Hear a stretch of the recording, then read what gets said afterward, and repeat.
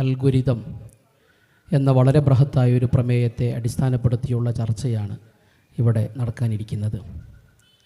നമുക്കെവർക്കും അറിയാവുന്നതുപോലെ നമ്മുടെ ജീവിതത്തിൻ്റെ കോഡുകൾ, ഗതികൾ നിർണ്ണയിക്കുന്നത് ഒരുപക്ഷെ നാം അറിയാതെ മറ്റു ആയിപ്പോകുന്ന ഒരു ദശാസന്ധിയിലാണ് നമ്മൾ ജീവിച്ചുകൊണ്ടിരിക്കുന്നത്.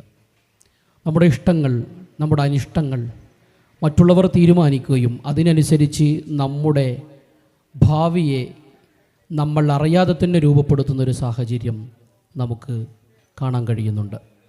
ഇൻഷാ അല്ലാഹ് അൽഗുരിതം, ഏതൊക്കെ അർത്ഥത്തിലുള്ള അൽഗുരിതങ്ങളുണ്ട്, ആ അൽഗുരിതങ്ങളിലേക്കൊക്കെ സമയം പരിമിതമാണെങ്കിലും ബഹുമാനപ്പെട്ട മുസ്തഫ സാർ ഇറക്കൽ, മുസ്തഫ ബുഖാരി ഉസ്താദ്, ഈ രണ്ട്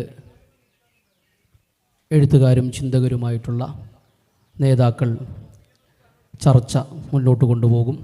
ഹൃദ്യമായി ഇരുവരെയും സ്വാഗതം ചെയ്യുന്നു, ക്ഷണിക്കുന്നു.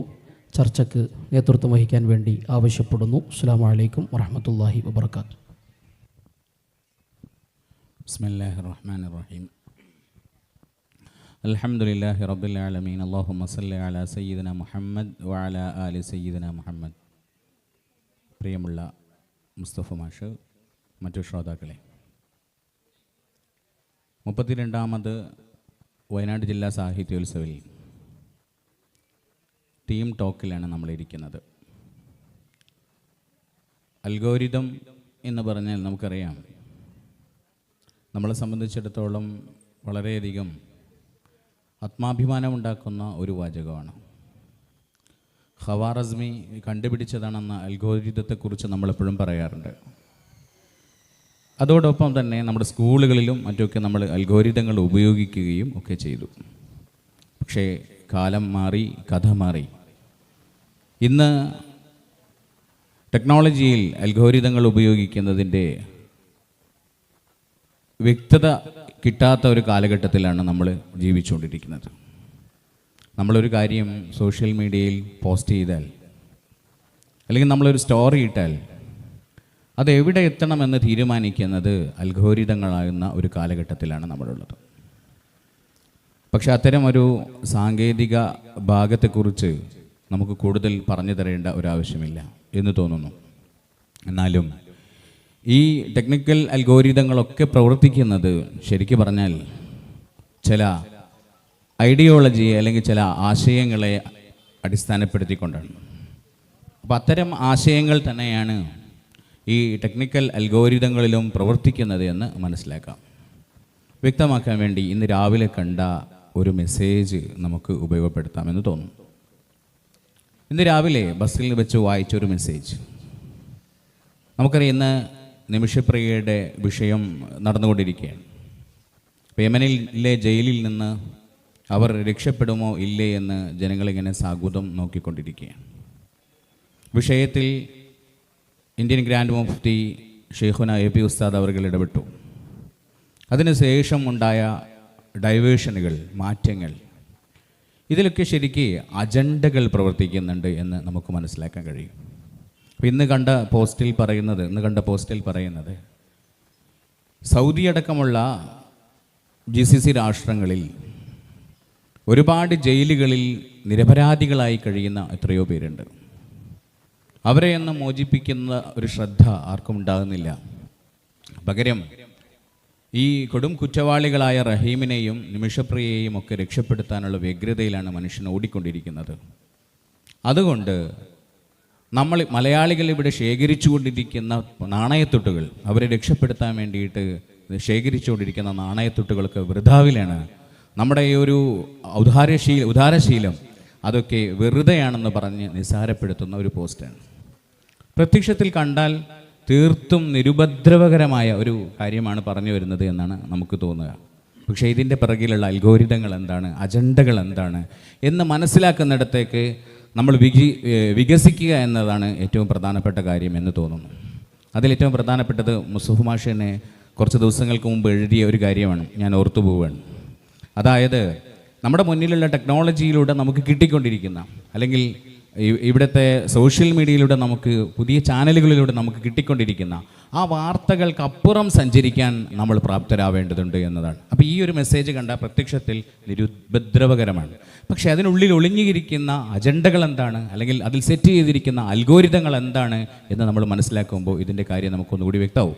അതായത് ഇനി അടുത്ത സ്റ്റെപ്പിൽ നിമിഷപ്രിയെ മോചിപ്പിക്കുന്നതിന് വേണ്ടി ഒരു പക്ഷേ ഇവിടെ ഒരു ഫണ്ട് റൈസിങ് ചെയ്യുകയാണെങ്കിൽ അതിനെ നമുക്ക് എങ്ങനെയെങ്കിലും മുടക്കണമെന്ന കൃസംഗികളുടെയും അതുപോലെ തന്നെ അതിൻ്റെ ചൂട്ടുപിടിക്കുന്ന നമ്മുടെ വിഭാഗത്തിൽ നിന്നുള്ള ആളുകളുടെയും ഒക്കെ ശ്രമങ്ങളാണ് ഇതെന്ന് തിരിച്ചറിയാനുള്ളൊരു ശേഷി നമുക്കെല്ലാവർക്കും ഉണ്ടാവണം. അതുകൊണ്ട് തന്നെ ഏത് വിമർശനത്തിനും മറുപടി പറയുന്നതിനപ്പുറം നമ്മൾ ചില നിലപാടുകൾ, നമ്മൾ നമ്മുടേതായ ചില അൽഗോരിതങ്ങൾ സെറ്റ് ചെയ്യുന്നിടത്തേക്ക് വികസിക്കേണ്ടതുണ്ട് എന്നതാണ് നമുക്ക് ആമുഖമായി പറയാനുള്ളത്. മുസ്തഫ മാഷ് വിശദീകരിക്കും. അസ്സലാമു അലൈക്കും വറഹ്മത്തുള്ളാഹി വബറകാതുഹു. സത്യത്തിൽ നമ്മൾ വായിക്കുന്ന എല്ലാം, നമ്മൾ മനസ്സിലാക്കുന്ന എല്ലാത്തിൻ്റെയും പിന്നിൽ അത് എഴുതിയ ആളുടെ, അത് സൃഷ്ടിച്ച ആളുടെ, ആ ആശയം പ്രചരിപ്പിക്കാൻ ശ്രമിക്കുന്നവരുടെ താല്പര്യമുണ്ട് എന്നതാണ് സത്യം. അല്ലെങ്കിൽ അവർ മുന്നോട്ട് വയ്ക്കുന്ന ഒരു അൽഗോരിതം ഉണ്ട്. നമുക്കത് എങ്ങനെയാണ് അനുഭവപ്പെടുന്നത്, നമ്മൾ അതിലെന്ത് കാഴ്ചപ്പാടുണ്ടാക്കണം എന്നതാണ് ഏറ്റവും പ്രധാനം. ഇപ്പോൾ ഞങ്ങൾ പത്രാഫീസിൽ സ്ഥിരമായി ആലോചിക്കുന്നൊരു കാര്യമാണ്, കടം വന്ന് മുടിഞ്ഞ് വലിയ കടത്തിൽപ്പെട്ട് ഒരു വീട്ടിലെ അച്ഛനും അമ്മയും മക്കളും ഒരുമിച്ച് ആത്മഹത്യ ചെയ്തതിൻ്റെ വാർത്ത. ഞങ്ങൾ പൊതുവെ 1-ാം പേജിൽ അത് കൊടുക്കാറില്ല, കാരണം 1-ാം പേജിൽ ആത്മഹത്യ ആയതുകൊണ്ട് കൊടുക്കില്ല. ചരമ പേജിൽ, നമ്മൾ വിയോഗം പേജിലാണ് അത് കൊടുക്കുക. ഒരു മുഴുവൻ മനുഷ്യരും മരിച്ചു പോയതിൻ്റെ ആ വാർത്ത കൊടുക്കുമ്പോൾ തന്നെ നമുക്കൊരു വല്ലാത്തൊരു വിഷമം നമുക്കത് അനുഭവപ്പെടും. ആ വാർത്ത ആദ്യം നമ്മളാണല്ലോ വാർത്ത കൊടുക്കുന്നത്. അപ്പം എന്നാലും നമ്മൾ ആ വാർത്തൻ്റെ പ്രസൻറ്റേഷനൊക്കെ നിങ്ങൾക്ക് കണ്ടാൽ ആലോചിച്ചാൽ മനസ്സിലാവും, ഒരു സാധാരണ ടെംപ്ലേറ്റ് ആയിരിക്കും അതിനുണ്ടാവുക. മരിച്ച നിലയിൽ എന്നൊക്കെ പറഞ്ഞിട്ട് ഞങ്ങളെ തരി കഴിച്ചിലാക്കുന്ന രീതിയിലാണ് ആ വാർത്ത എഴുതുകയൊക്കെ ചെയ്യുക. ഞാൻ ആലോചിക്കാറുണ്ട് എപ്പോഴും, ആ വാർത്ത യഥാർത്ഥത്തിൽ കടത്തിൽ മുങ്ങി നിൽക്കുന്ന ഒരു വീട്ടിൽ എങ്ങനെയായിരിക്കും വായിക്കുക? അതാണ്. അവിടുത്തെ ഗൃഹനാഥൻ ഒരുപക്ഷെ ആ പത്രം ഒളിപ്പിച്ചു വച്ചേക്കും. അല്ലെങ്കിൽ കുഞ്ഞുങ്ങളത് വായിക്കുമ്പോൾ ഡൈനിങ് ഹാളിന് ഡൈനിങ് ടേബിളിൽ അവർ ചർച്ച ചെയ്തേക്കും, അച്ഛാ നമ്മളും ഇങ്ങനെ തന്നെയാണല്ലോ എന്ന് ചർച്ച ചെയ്തേക്കും.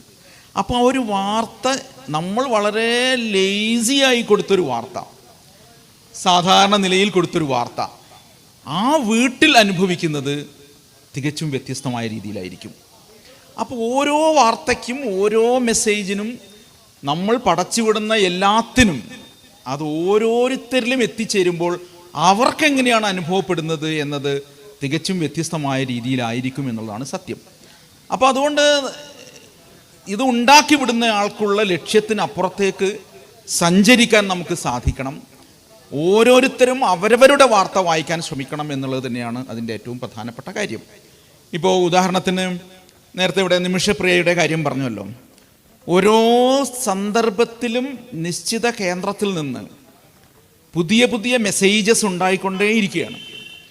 അതിന് ചില പേരുകാരെ ഉപയോഗിക്കും. ഇന്ന് ഒരു പേരുകാരനെ ഉപയോഗിച്ച് കഴിഞ്ഞാൽ നാളെ വേറൊരു പേരുകാരനെ ഉപയോഗിക്കും. പക്ഷെ ലക്ഷ്യം ഒന്ന് തന്നെയായിരിക്കും. ഇത് എല്ലായ്പ്പോഴും നിങ്ങൾക്ക് കാണാൻ സാധിക്കും. അവർക്ക് അതിൻ്റെ അജണ്ട ഉണ്ടാക്കിയെടുക്കാൻ വേണ്ടി പല ഭാഗങ്ങളിൽ നിന്നായി മെസ്സേജസ് ഉണ്ടായിക്കൊണ്ടിരിക്കും. ഇപ്പോൾ ഉദാഹരണത്തിന് നമ്മൾ പറയുകയാണെങ്കിൽ, ഇപ്പോൾ മുല്ലപ്പൂ വിപ്ലവം എന്ന് നമ്മൾ കേൾക്കുന്നു, അറബ് റവല്യൂഷൻ എന്ന് വേണമെങ്കിൽ അതിനെ വിളിക്കുന്നുണ്ട്, അറബ് വിപ്ലവം എന്നൊക്കെ വിളിക്കുന്നുണ്ട്. അറബ് റവല്യൂഷൻ എന്ന് കേൾക്കുമ്പോഴേക്കും നമ്മൾ കണക്കാക്കുന്നത് ആ നാടുകളിൽ മുഴുവൻ വലിയ വിപ്ലവം ഉണ്ടായി, വലിയ മാറ്റം ഉണ്ടാകാൻ പോകുന്നു, അവിടെയുള്ള എല്ലാ ഭരണകർത്താക്കളെയും പുറത്താക്കാൻ പോകുന്നു, ആകെ മഹത്തായൊരു കാര്യം ഉണ്ടായി എന്നാണ് നമ്മൾ ആദ്യം കേൾക്കുമ്പോൾ തോന്നുക. കാരണം എല്ലാ ഭാഗത്തുനിന്നും അത്തരം മെസ്സേജസ് ആണ് വന്നുകൊണ്ടിരിക്കുന്നത്.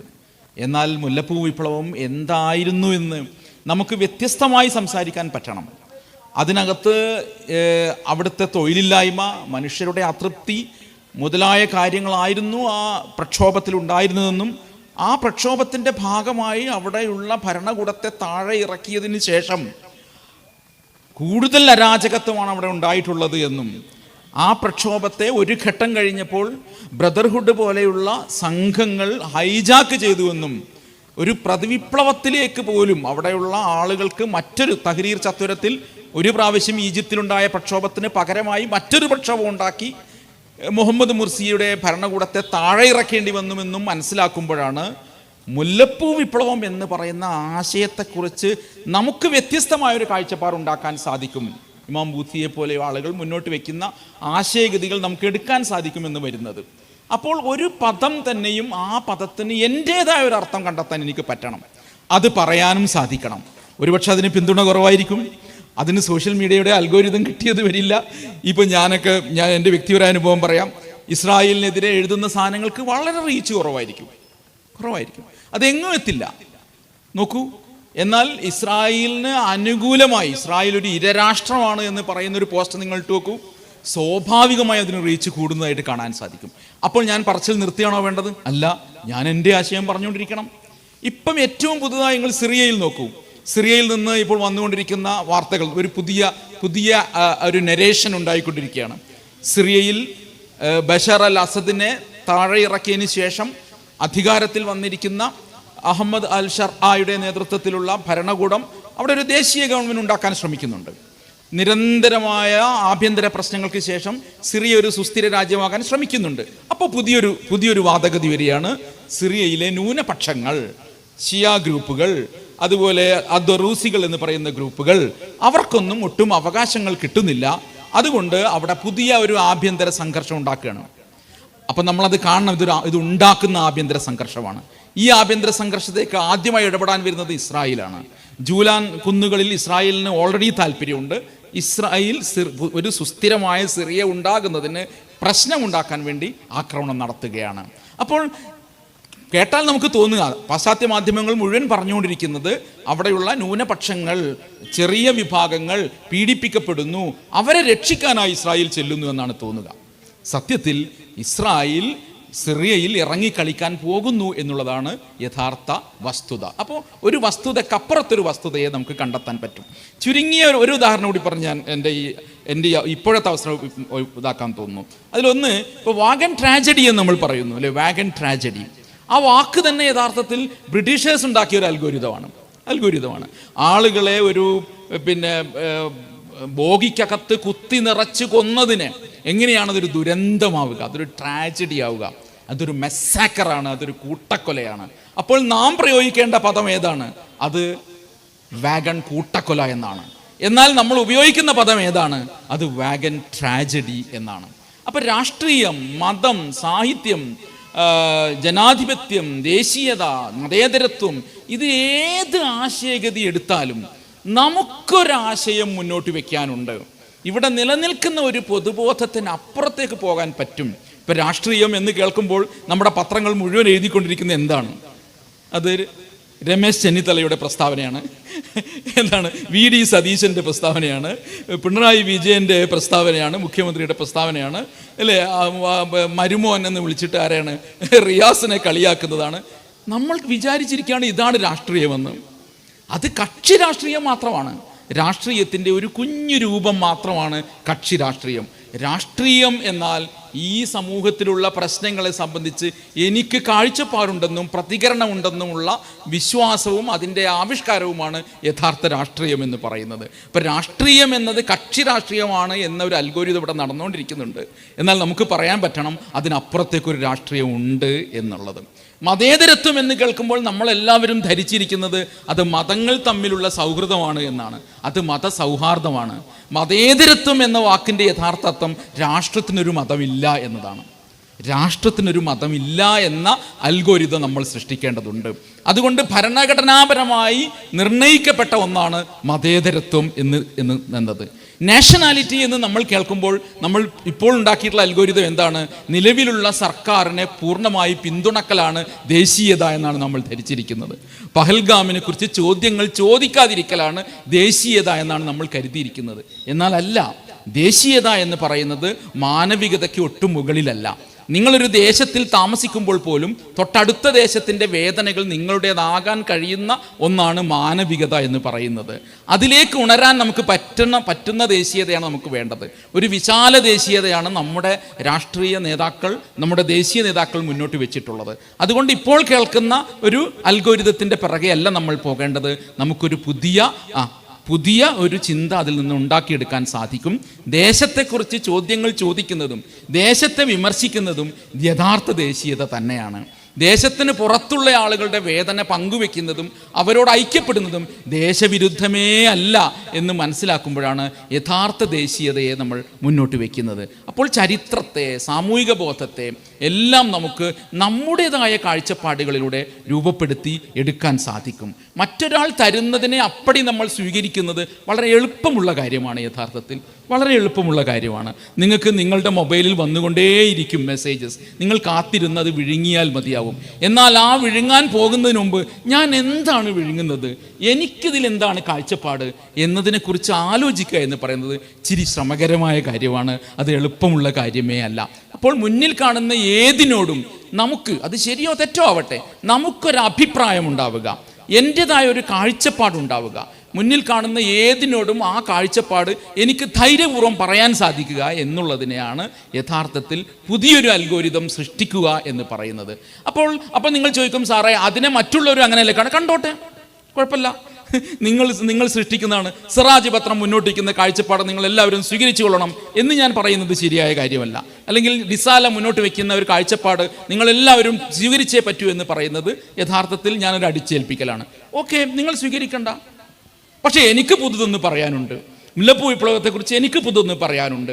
ഇറാനിലെ ഇടപെടലിനെ കുറിച്ച് എനിക്ക് പുതുത് പറയാനുണ്ട്. സിറിയയിലെ മാറ്റത്തെക്കുറിച്ച് എനിക്ക് പുതുത് പറയാനുണ്ട്. ഇന്ത്യൻ ഭരണഘടനയെക്കുറിച്ച് എനിക്ക് കാഴ്ചപ്പാടുണ്ട്. സത്യത്തിൽ നമ്മുടെ ഭരണഘടന തന്നെ യഥാർത്ഥത്തിൽ ഒരു അൽഗോരിതത്തെ പൊളിച്ചുകൊണ്ടാണ് മുന്നോട്ട് വന്നിട്ടുള്ളതെന്ന് കാണാൻ സാധിക്കും. അക്കാലം വരെ ദേശത്തിനകത്തുള്ളവർക്ക് മാത്രം അവകാശങ്ങൾ മുന്നോട്ട് വയ്ക്കുന്ന ഒരു കാലത്താണ് ആർട്ടിക്കിൾ 14 പോലെ ഒന്ന് നമ്മുടെ ഭരണഘടനയ്ക്കകത്തുണ്ടായത്. ആർട്ടിക്കിൾ 14 പ്രകാരം നിയമത്തിന് മുന്നിൽ എല്ലാവരും സമന്മാരാണ് എന്ന് പറഞ്ഞിട്ട് ഭരണഘടന പറയുന്നത് ഈ ടെറിട്ടറിക്കകത്ത് താമസിക്കുന്ന വിദേശിക്ക് പോലും ആ അവകാശം ഉണ്ട് എന്നാണ് പറയുന്നത്. അതുവരെ ഉണ്ടായിരുന്ന പൊതുബോധം, നമ്മൾ അനുഭവിച്ചുകൊണ്ടിരുന്ന പൊതുബോധം സ്വദേശിയെയും വിദേശിയെയും വേറെയായി കാണുന്ന രീതിയായിരുന്നെങ്കിൽ നമ്മുടെ ഭരണഘടന മുന്നോട്ട് വയ്ക്കുന്നത് വിദേശിയായ ആൾക്ക് പോലും ഈ ടെറിട്ടറിക്കകത്ത് നിയമത്തിന് മുന്നിൽ സമത്വമുണ്ട് എന്നുള്ള ഉയർന്ന ബോധമാണ് ഭരണഘടന മുന്നോട്ട് വെച്ചിട്ടുള്ളത്. ആർട്ടിക്കിൾ 14 ഇന്ത്യയുടെ പൊതുബോധം എന്ന് പറയുന്നത് മനുഷ്യനെ ജാതിയുടെയും വർണ്ണത്തിൻ്റെയും അടിസ്ഥാനത്തിൽ വേർതിരിക്കലാണെങ്കിൽ അൺടച്ചബിലിറ്റിയെ നിരോധിക്കുന്ന വകുപ്പ് നമ്മുടെ ഭരണഘടനയ്ക്കകത്തുണ്ട്. അപ്പോൾ നിലവിലുള്ള ഒരു രാഷ്ട്രീയ അൽഗോരിതത്തെ മാറ്റിക്കൊണ്ടാണ് ഒരു രേഖ ഇന്ത്യയിൽ ഉണ്ടായിട്ടുള്ളത് എന്നുകൂടി കാണുമ്പോഴാണ് നമുക്ക് നിലവിലുള്ള സംഗതികളെയെല്ലാം ആ നിലയിൽ വ്യാഖ്യാനിക്കാൻ കഴിയുന്നതെന്ന് എനിക്ക് തോന്നുന്നു. ഞാൻ പറഞ്ഞത് ഇച്ചിരി ദീർഘമായി പോയി എന്ന് തോന്നുന്നു. ബാക്കി ബുഖാരി ഉസ്താദ് കൂട്ടിച്ചേർക്കും. മാഷ് പറഞ്ഞതല്ലേ, നമ്മളൊരു പുതിയ അൽഗോരിതം സൃഷ്ടിക്കണം എന്നിടത്താണ് പറഞ്ഞെത്തിയത്. വളരെ മനോഹരമായ ഒരു ആഖ്യാനമാണത്. അവിടെ നമ്മൾ ചിന്തിക്കേണ്ട ഒരു കാര്യം, നമ്മൾ നമ്മുടേതായ ഒരു അൽഗോരിതം അല്ലെങ്കിൽ നമ്മുടേതായ ഒരു വ്യൂ പോയിന്റ് രൂപപ്പെടുത്തുന്ന സമയത്ത് നമ്മൾ എന്തിനെ അടിസ്ഥാനപ്പെടുത്തണം? ഇത് ഒരു വളരെ പ്രസക്തമായ ചോദ്യമാണ്.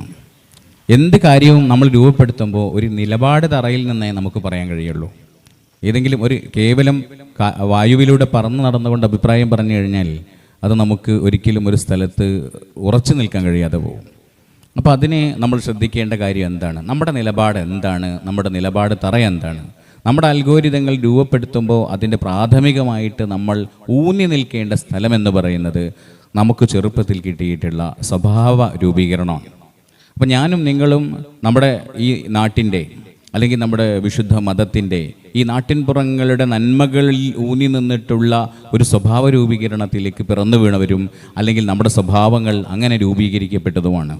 ആ സ്ഥലത്തേക്ക് കടന്നു വരുന്നത്, അൽഗോരിതങ്ങളിലൂടെ കടന്നു വരുന്നത് ഒരു പക്ഷേ വംശീയാധിക്ഷേപങ്ങൾ, വർഗീയ ചിന്തകൾ, ഇതൊക്കെ കടന്നു വരുമ്പോൾ നമ്മൾ നമ്മുടെ നാട്ടിൽ ജീവിച്ചതിൻ്റെയും നാം ഇവിടുത്തെ വായു ശ്വസിച്ചതിൻ്റെയും ഒരു ഗുണം നമ്മളിലുണ്ടായിരിക്കണം.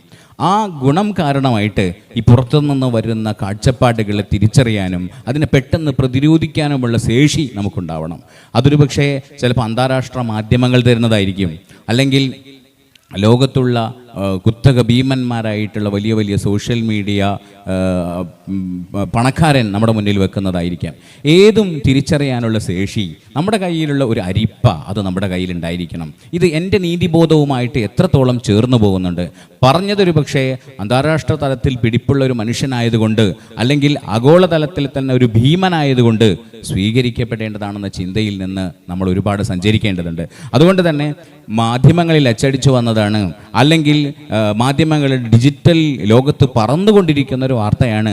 അതുകൊണ്ട് അതെല്ലാം ശരിയാവണമെന്ന ബോധത്തിൽ നിന്ന് നാം ഒട്ടേറെ വളരേണ്ടതുണ്ട്. ആ വളർച്ചയാണ് നമ്മളെന്ന് പറയുന്ന മനുഷ്യനെ, നമ്മളെ ശരിക്കും പറഞ്ഞാൽ പ്രാദേശികമായിട്ടുള്ള ബോധത്തെയും അതേ സമയത്ത് നമ്മളെ ഒരർത്ഥത്തിൽ ഗ്ലോബലുമാക്കി മാറ്റുന്നത്. ഗ്ലോക്കൽ എന്ന് പറയാറുണ്ട്.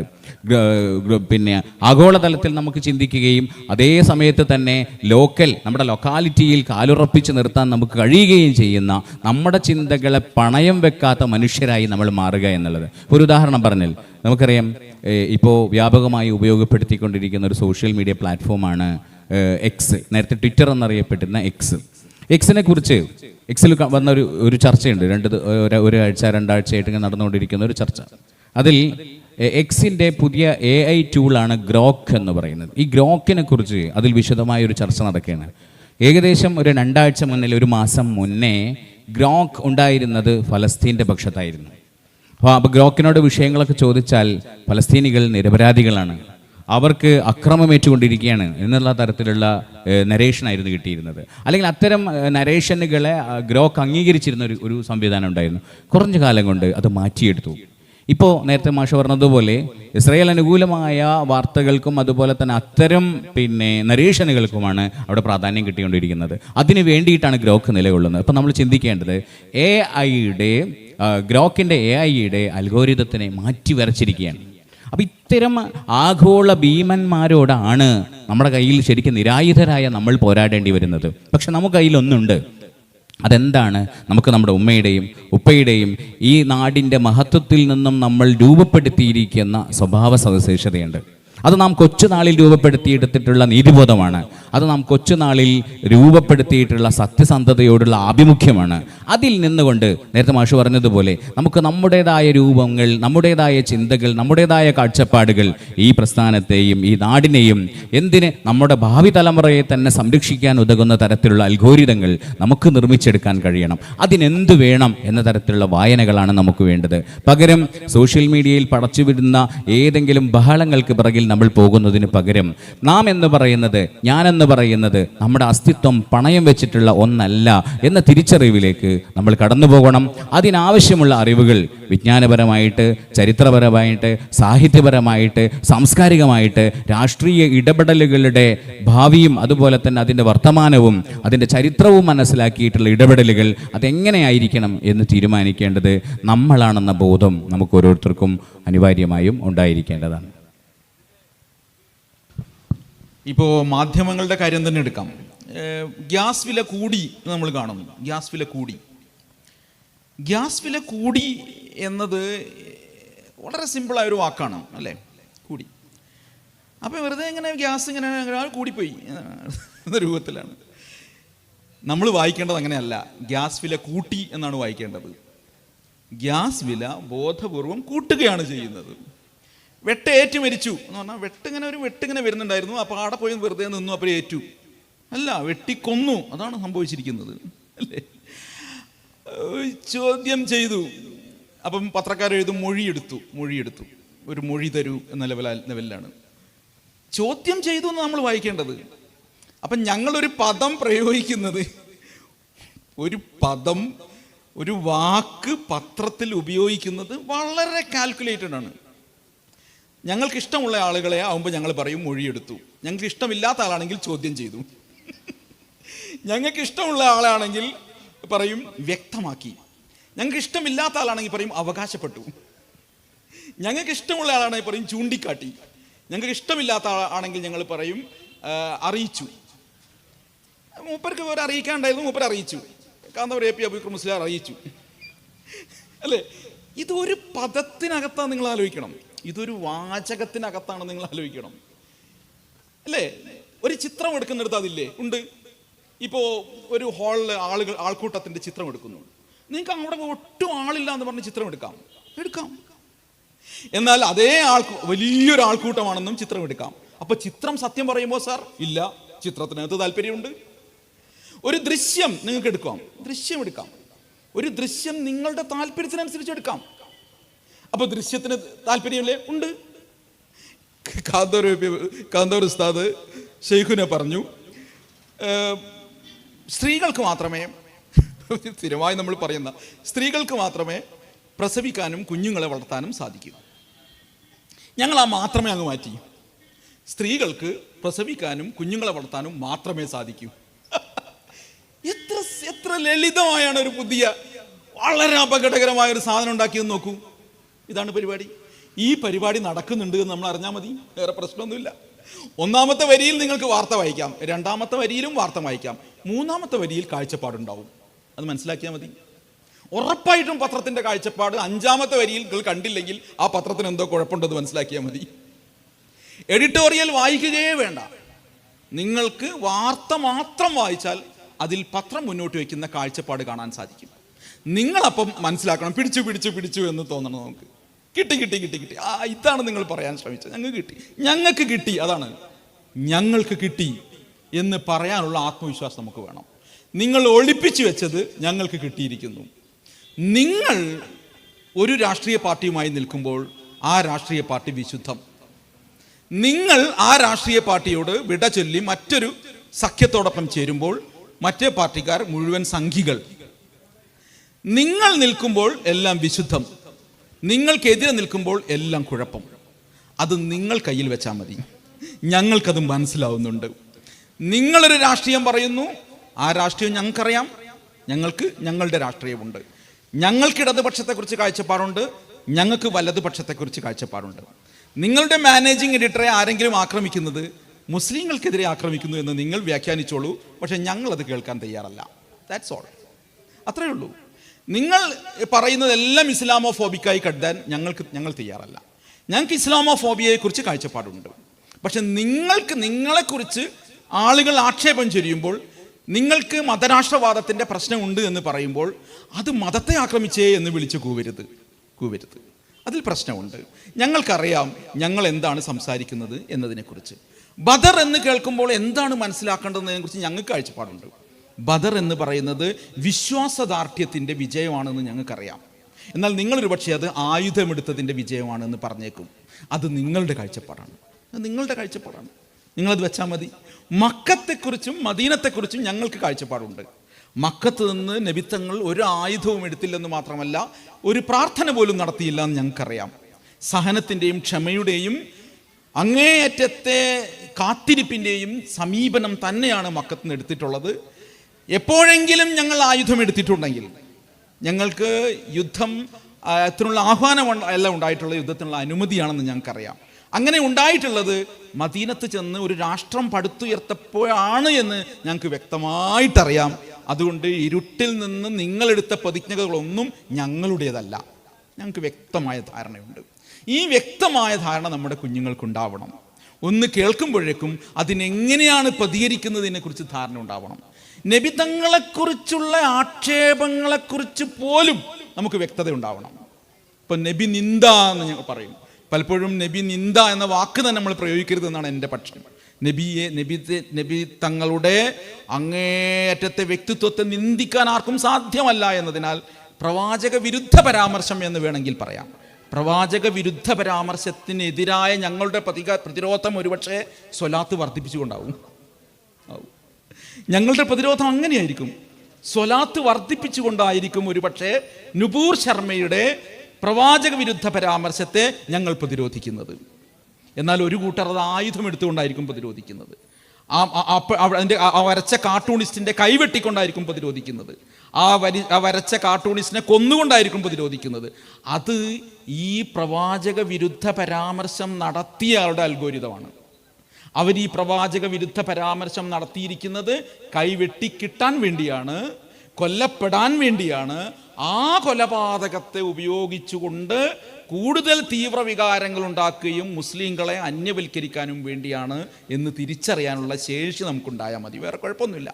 ഫ്രാൻസ് എന്ന് പറയുന്ന രാഷ്ട്രം മുസ്ലിം സമൂഹത്തിന് വളരെയധികം അയവുള്ള ഒരു രാജ്യമായിരുന്നു. അവിടേക്കാണ് ഞാൻ ഈ പറഞ്ഞ ഷാർലെ ഹെബ്ദോ മാസിക ഒരു കാർട്ടൂൺ വരയ്ക്കുകയും അതിനെതിരെ അക്രമാസക്തമായ പ്രതിഷേധം ഉണ്ടാവുകയും ചെയ്തത്. അതോടുകൂടി എന്ത് സംഭവിച്ചു? മുസ്ലിം ജനത കൂടുതൽ അന്യവൽക്കരിക്കപ്പെടുകയാണ്, കൂടുതൽ സമൂഹത്തിൽ നിന്ന് അകന്നു പോവുകയാണ്. അവിടുത്തെ ഭരണകൂടത്തിന് കൂടുതൽ മുസ്ലിം വിരുദ്ധമായ നിയമങ്ങൾ ഉണ്ടാക്കാനുള്ള അവസരം ഉണ്ടാക്കുകയാണ് ചെയ്തിട്ടുള്ളത്. അതുകൊണ്ട് മുസ്ലിങ്ങൾക്കെതിരെ വരുന്ന ആക്ഷേപങ്ങളോട് പോലും എങ്ങനെ പ്രതികരിക്കണം എന്നതിനെക്കുറിച്ചുള്ള ധാരണ നമുക്കുണ്ടാവണം. മറ്റൊരാൾ തരുന്ന ധാരണ അതേപോലെ സ്വീകരിക്കേണ്ട കാര്യമില്ല. അവർക്കൊരു പക്ഷേ അതിനുള്ള സംവിധാനം ഉണ്ടായിരിക്കാം. കുറേ ആളുകൾ ഓവർ ടൈം എടുത്ത് ആ പണി ചെയ്യുന്നുണ്ടാവാം. നേരത്തെ ബുഖാരി ഉസ്താദ് പറഞ്ഞതുപോലെ ഒരു ഭീമൻ എന്ന നിലയിൽ എല്ലായിടത്തും അത് വിതറാൻ അവർക്ക് പറ്റുന്നുണ്ടാവാം. നിങ്ങളുടെ ഫോൺ തുറന്നാൽ അത് വരുന്നുണ്ടാവാം. പക്ഷെ അതെല്ലാം വായിച്ചു പോകണം. എന്നിട്ട് പറയണം, സുഹൃത്തെ, ഞങ്ങൾക്ക് വേറെയാണ് കേട്ടോ, ലക്കും ദീനുക്കും വലിയ ദീൻ. നിങ്ങൾക്ക് നിങ്ങളുടെ അഭിപ്രായം ഉണ്ടാവാം, ഞങ്ങൾക്ക് ഞങ്ങളുടെ അഭിപ്രായം ഉണ്ട് എന്ന് പറയാൻ പറ്റുക എന്നുള്ളത് വളരെ പ്രധാനപ്പെട്ടതാണ്. അതിന് പക്ഷേ ഞാൻ ആദ്യം പറഞ്ഞതുപോലെ അത് ഇച്ചിരി ശ്രമകരമാണ്. നമുക്ക് നല്ല അറിവും അനുഭവവും കൂടുതൽ ആളുകളുമായുള്ള പരിചയവും ഒരു ഗുരുവര്യനിൽ നിന്നുള്ള കിട്ടാവുന്നത്ര ഒരു ഗുരുവര്യനെ മുൻനിർത്തി അദ്ദേഹത്തോട് ചോദിച്ചും ഗുരുമുഖത്ത് നിന്ന് തന്നെ മനസ്സിലാക്കാനുള്ള സാധ്യതകൾ ഏറ്റവും നന്നായി ഉപയോഗപ്പെടുത്തുകയും ചെയ്യേണ്ടതുണ്ട്. എനിക്ക് ഫലസ്തീനിലെ പ്രശ്നത്തിൽ ഒരു അവ്യക്തതയുമില്ല. എന്തുകൊണ്ട്? ഞാൻ ആ വിഷയം MA ഉസ്താദുമായി സംസാരിച്ചിട്ടുണ്ട്. That's all. ഈ വിഷയം MA ഉസ്താദുമായി ഞാൻ സൗദിയയിൽ ചെന്ന് മണിക്കൂറുകളോളം സംസാരിച്ചിട്ടുണ്ട്. വല്ലാത്തൊരു ഭാഗ്യമാണത്. അന്ന് അസുഖത്താൽ രോഗപീഠയാൽ ഇരിക്കുന്ന ഉസ്താദ് ചെറിയ മനുഷ്യനല്ലേ, ഇരുന്ന് മെല്ലെ പറഞ്ഞു തരുന്നു. അവിടെയുള്ള പോരാട്ടം, അവിടെയുള്ള പ്രതിരോധം, അതിൻ്റെ ചരിത്രം, ഒരു അവ്യക്തതയുമില്ല. അതുകൊണ്ട് എന്താണ് ഒക്ടോബർ 7 ഹമാസ് ഉണ്ടാക്കിയതാണ് എല്ലാ പ്രശ്നവും എന്ന് എനിക്ക് തോന്നുന്നേയില്ല. അതിന് മുമ്പത്തെ ഒരു ചരിത്രമുണ്ട്. ദീർഘകാലത്തെ അക്രമാസക്ത കുടിയേറ്റത്തിൻ്റെ ഒരു ചരിത്രമുണ്ട്. ഇത് നമ്മുടെ ഉസ്താദുമാരും നമുക്ക് കിട്ടേണ്ടതാണ്, പണ്ഡിത ശ്രേഷ്ഠന്മാരും നമുക്ക് കിട്ടേണ്ടതാണ്. ഏത് വിഷയത്തെക്കുറിച്ചും അവരുടെ കാഴ്ചപ്പാട് പിഴച്ചു പോകില്ല. ആ പിഴയ്ക്കാത്ത കാഴ്ചപ്പാട് നമുക്കുണ്ടാവണം. തീർച്ചയായും നമുക്കൊരു ചരിത്രബോധം ഉണ്ടാവണം. ആ ചരിത്രബോധം എന്ന് പറയുന്നത് വായിച്ചും അറിഞ്ഞും തന്നെ ഉണ്ടാക്കേണ്ടതാണ്, സഞ്ചരിച്ചും തന്നെ ഉണ്ടാക്കേണ്ടതാണ്. ഇന്ത്യയിലെ മഹാനഗരങ്ങളുടെ എല്ലാം പേര് മാറുകയാണ്, സ്വഭാവം മാറുകയാണ്. അപ്പോൾ നമ്മൾ എന്താണ് ചെയ്യേണ്ടത്? അവിടേക്ക് പോകണം. ഒരു നോക്കെങ്കിലും ഈ നഗരത്തിൻ്റെ അതേ പാരമ്പര്യത്തോടെ കാണാൻ നമ്മൾ ശ്രമിക്കണം. അപ്പോൾ നമുക്ക് കാഴ്ചപ്പാട് രൂപപ്പെടും, നമുക്ക് ചരിത്രബോധം രൂപപ്പെടും, വായിക്കാൻ നമുക്ക് പറ്റണം. അങ്ങനെയല്ലാതെ വെറുതെ ഇരിക്കുമ്പോഴാണ് ശൂന്യപാത്രത്തിലേക്കാണ് ഈ പറയുന്ന സാധനങ്ങളെല്ലാം വന്ന് വീഴുക എന്ന് മനസ്സിലാക്കണം. നിങ്ങളുടെ പാത്രം നിറഞ്ഞിരിക്കുന്നുവെങ്കിൽ, നിങ്ങൾക്ക് അറിവിൻ്റെയും അനുഭവത്തിൻ്റെയും ഒരു നിറവുണ്ടെങ്കിൽ അതിലേക്കൊന്നിനും അധികമായി കടന്നു വരാൻ പറ്റില്ല എന്നാണ് എനിക്ക് തോന്നുന്നത്. നിങ്ങൾക്ക് ഏത് പുസ്തകം വേണമെങ്കിലും വായിക്കാം, അത് പക്ഷെ ഒരു അതിഥിയെ പോലെ നിങ്ങൾ കണക്കാക്കണം. എല്ലാ അതിഥിയെയും നമ്മൾ നമ്മുടെ വീടിൻ്റെ അകത്ത റൂമിൽ കൊണ്ടുപോകാറില്ല. നമ്മൾ സ്വീകരണ മുറിയിലിരുത്തും, ചായ കൊടുക്കും, ശരി എന്നാൽ നിങ്ങൾ പോയിക്കോളൂ എന്ന് പറയും. ചില പുസ്തകങ്ങൾ അങ്ങനെയാണ്, ചില ആശയങ്ങൾ അങ്ങനെയാണ്. അതിന് നിങ്ങൾ വിളിച്ചു കൊണ്ടുവരണം, കുഴപ്പമില്ല, ചായ കൊടുക്കണം, പുറത്ത് തട്ടണം, പോയിക്കോളൂ എന്ന് പറയണം. എന്നാൽ ചില ആശയങ്ങളെ ഒരു പക്ഷേ നിങ്ങൾക്ക് അകത്തേക്ക് എടുക്കേണ്ടി വരാം, നമ്മളെ ബെഡ്റൂമിലെ തന്നെ ഒരു പക്ഷേ കൊണ്ടുപോകേണ്ടി വരാം, നമ്മളെ വീടിനകത്ത് കയറ്റേണ്ടി വരാം, നമ്മുടെ പെരുമാറ്റത്തിൻ്റെ ഭാഗമാക്കേണ്ടി വരാം. ഏതെടുക്കണം എന്നതിനെക്കുറിച്ചുള്ള ഒരു നിശ്ചിതത്വം നമുക്കുണ്ടാവണം എന്നതാണ് ഈ വിഷയത്തിൻ്റെ താല്പര്യം എന്നാണ് ഞാൻ മനസ്സിലാക്കുന്നത്. പക്ഷേ ഇവിടെ ചാർലി ഹെബ്ദോയെക്കുറിച്ച് പറയുകയുണ്ടായി. നബി സല്ലല്ലാഹു അലൈഹി വസല്ലമ തങ്ങളെക്കുറിച്ചുള്ള ഒരു അവിടുത്തെ ഇകഴ്ത്തിക്കൊണ്ട് ഒരു കാർട്ടൂൺ വരച്ച സംഭവം. അതിൽ ഞാൻ ഓർക്കുന്നത് അതേ സമയത്ത് എന്ന് പറഞ്ഞാൽ ലോകം മൊത്തം അതിനെക്കുറിച്ചുള്ള പ്രക്ഷോഭങ്ങളും അതുപോലെ തന്നെ വിമർശനങ്ങളും ഒക്കെ നടക്കുക. ആ സമയത്ത് പ്രത്യേകിച്ചും പാരമ്പര്യ മുസ്ലിങ്ങളെ സംബന്ധിച്ചിടത്തോളം യമനിൽ നിന്ന് വളരെ ശ്രദ്ധേയമായ ഒരു ഇടപെടലുണ്ടായി.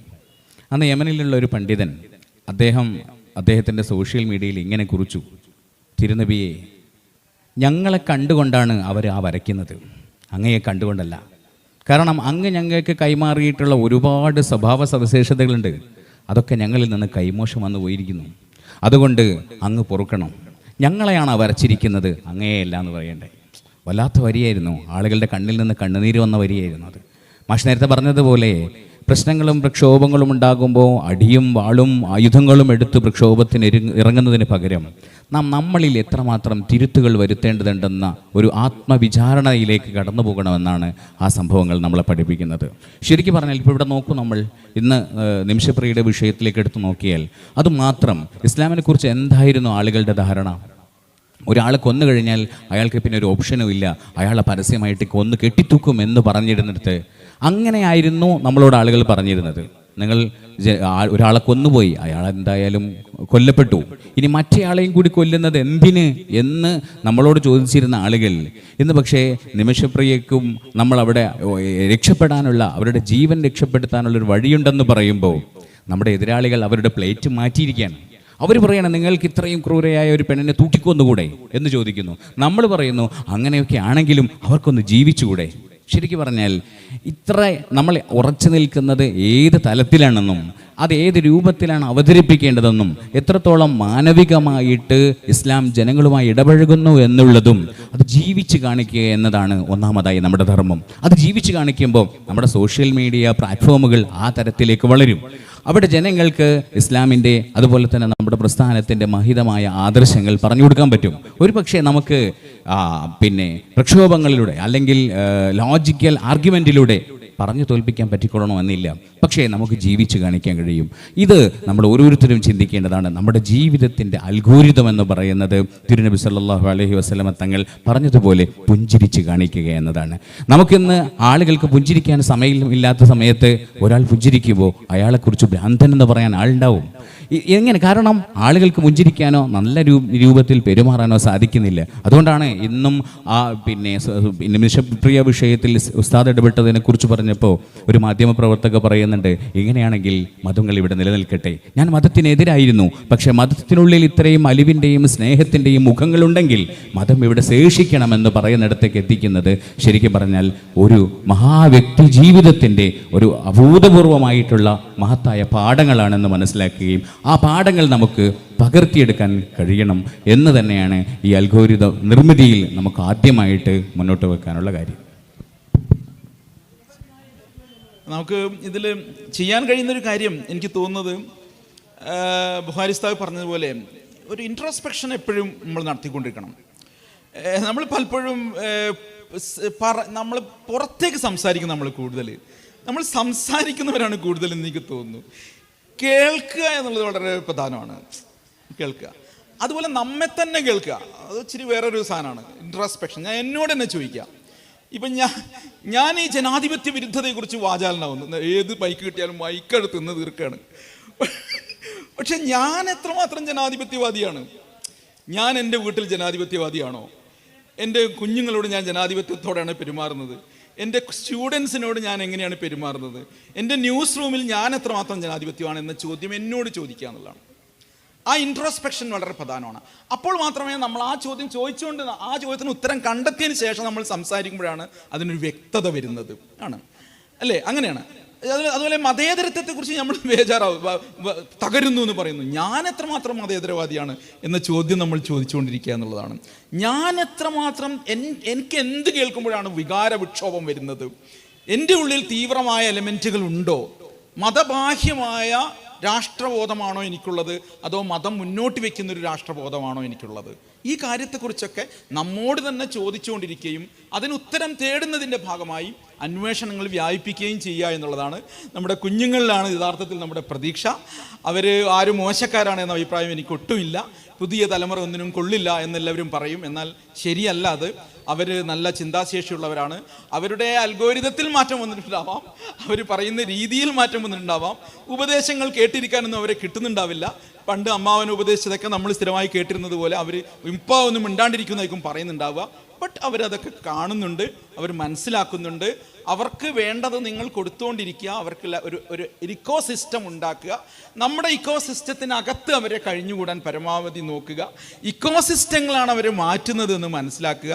അങ്ങനെ നമുക്ക് പോകാൻ സാധിക്കുക. അവരെ കൂടി ചേർത്തുകൊണ്ടേ നമുക്ക് പോകാൻ പറ്റുള്ളൂ. പുതിയ തലമുറ ഒന്നും ചിന്തിക്കുന്നില്ല, അവർ മുഴുവൻ കുഴപ്പക്കാരാണ് എന്ന ഒരു നരേഷനിലൂടെ നമുക്ക് ഒരിക്കലും നമുക്ക് മുന്നോട്ട് പോകാൻ പറ്റില്ല. അവരെ കൂടെ കൂട്ടിക്കൊണ്ട് മാത്രമേ നമ്മൾ മുതിർന്നവർ എന്ന് പറയാവുന്നവർക്ക് മനസ്സിലാക്കാൻ പറ്റുള്ളൂ. പിന്നെ പ്രായം എന്ന് പറയുന്നത് വലിയൊരു അൽഗോരിതമാണ്. പ്രായം നമ്മിൽ മാറ്റം വരുത്തും. നമ്മൾ വിചാരിക്കും എന്തിനാണ് നീ വയസ്സാവുന്നു എന്നുള്ളത്, അല്ലെങ്കിൽ 40 കഴിയുന്നു എന്നൊക്കെ പറയുന്നത് നമ്മിൽ മാറ്റങ്ങൾ ഉണ്ടാക്കും. യുവാവായിരിക്കെയുള്ള വീക്ഷണഗതികളല്ല നമുക്ക് ഒരു പ്രായത്തിന് ശേഷം ഉണ്ടാകുന്നത്. യുവാവായിരിക്കുമ്പോഴുണ്ടാകുന്ന ഒരു ചടുലതയുണ്ട്, ഒരു ശാന്തതയുമുണ്ട് അതിന് ശേഷം ഉണ്ടാവേണ്ട. ഇത് രണ്ടും സത്യമാണ് എന്ന് നമ്മൾ തിരിച്ചറിയണം. ഒരു പ്രായത്തിന് ശേഷവും ഞാൻ അമിതമായ ചടുലതകൾ ഉള്ള ഒരാളായിരിക്കണം എന്ന് പറയുന്നതും ശരിയല്ല. യുവാവായിരിക്കുന്നയാൾ അപാരമായ ശാന്തത ഉണ്ടാവണം എന്ന് പറയുന്നതും ശരിയല്ല എന്നാണ് എൻ്റെ വിശ്വാസം. ഞാൻ പറഞ്ഞത് വിശദീകരിക്കേണ്ട ഒരു ആശയമാണ് എങ്കിൽ പോലും. അപ്പോൾ രണ്ടിനും അതിൻ്റെതായ സവിശേഷതകളുണ്ട്. രണ്ടു പേർക്കും പരസ്പരം പോകാനുള്ള കമ്മ്യൂണിക്കേഷൻ ഗ്യാപ്പുകൾ ഫില്ല് ചെയ്ത് പോകാനുള്ള ഒരു സ്ഥിതിവിശേഷം ഉണ്ടാവണമെന്ന് മാത്രം പറഞ്ഞുകൊണ്ട് നമ്മുടെ ഈ ചർച്ച അത് തൊട്ടും ഒരു പൂർണ്ണമാണെന്ന അഭിപ്രായം ഞങ്ങൾക്ക് രണ്ടുപേർക്കും ഇല്ല. അത് നിങ്ങളെല്ലാവരും കൂട്ടിച്ചേർക്കണമെന്നും പുതിയ പുതിയ ആശയഗതികൾ എല്ലാവർക്കും മനസ്സിലാവുന്ന, ആളുകൾക്ക് കൺവേ ചെയ്യുന്ന ആശയഗതികൾ ശരീഅത്തിനെക്കുറിച്ചും ജീവിതത്തെക്കുറിച്ചും ഇസ്ലാമിക ശിക്ഷാരീതികളെക്കുറിച്ചും ഇസ്ലാമിക ജീവിത പദ്ധതികളെക്കുറിച്ചുമെല്ലാം ശരിയായ കൃത്യമായ പണ്ഡിതർ ശ്രേഷ്ഠന്മാർ വഴി കൈമാറി കിട്ടിയ ആശയഗതികൾ മനുഷ്യരോട് പറയാനുള്ള ഭാഷ നമുക്കുണ്ടാവട്ടെ എന്ന് മാത്രം ആശംസിച്ചുകൊണ്ട് നിർത്തട്ടെ. അഭിവാദ്യങ്ങൾ. അസ്സലാമു അലൈക്കും.